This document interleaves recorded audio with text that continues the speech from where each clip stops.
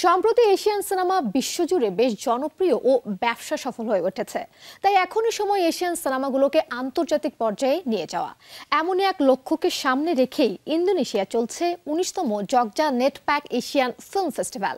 এশিয়ার শিল্প সংস্কৃতিকে বিশ্বব্যাপী ছড়িয়ে দিতেই আয়োজন করা হয় এই উৎসবের। নেটপ্যাক মূলত একটি প্যান এশীয় সিনেমা ও সাংস্কৃতিক সংগঠন, যেখানে সমালোচক, চলচ্চিত্র নির্মাতা, উৎসবের আয়োজক, কিউরেটর, পরিবেশক, প্রদর্শক সহ শিক্ষাবিদরা অংশগ্রহণ করে থাকেন। ফলে এই সংগঠনকে এশিয়ান সিনেমার একটি শীর্ষস্থানীয় সংস্থা হিসেবে বিবেচিত করা হয়। এছাড়াও 30টি দেশের সদস্য বিশ্বব্যাপী এই সংস্থার সাথে ঘনিষ্ঠভাবে কাজ করে চলেছে। জগজা নেটপ্যাক এশিয়ান ফিল্ম ফেস্টিভ্যাল মূলত ইন্দোনেশিয়া ভিত্তিক উৎসব। দেশটির সংস্কৃতি মন্ত্রণালয় সরাসরি পৃষ্ঠপোষকতায় আয়োজন করা হয় এই উৎসবে এশিয়ান সংস্কৃতিকে সমাদৃত করতে লাইট অফ এশিয়া নামের একটি আলাদা বিভাগে এশিয়ার বিভিন্ন দেশের সিনেমা প্রদর্শিত হয়।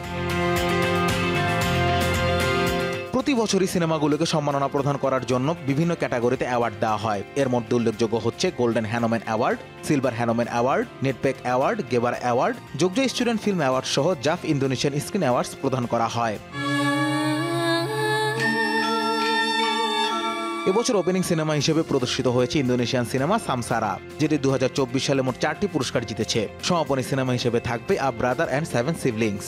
ইন্দোনেশিয়ার জনপ্রিয় লোকাল ব্যান্ড লোম্বা শির পারফর্ম করেন উদ্বোধনী অনুষ্ঠানে। মূলত এশিয়ান সিনেমাকে নতুন আঙ্গিকে উপস্থাপন করাই এবারের উৎসবের মূল উদ্দেশ্য। এরই লক্ষ্যে উৎসবের থিম দেওয়া হয়েছে মেটানোইয়া। একটি সমৃদ্ধশালী চলচ্চিত্র ইকোসিস্টেম গড়ে তোলার মূল উপাদান হচ্ছে বিশ্বাস, একতা ও সহযোগিতা।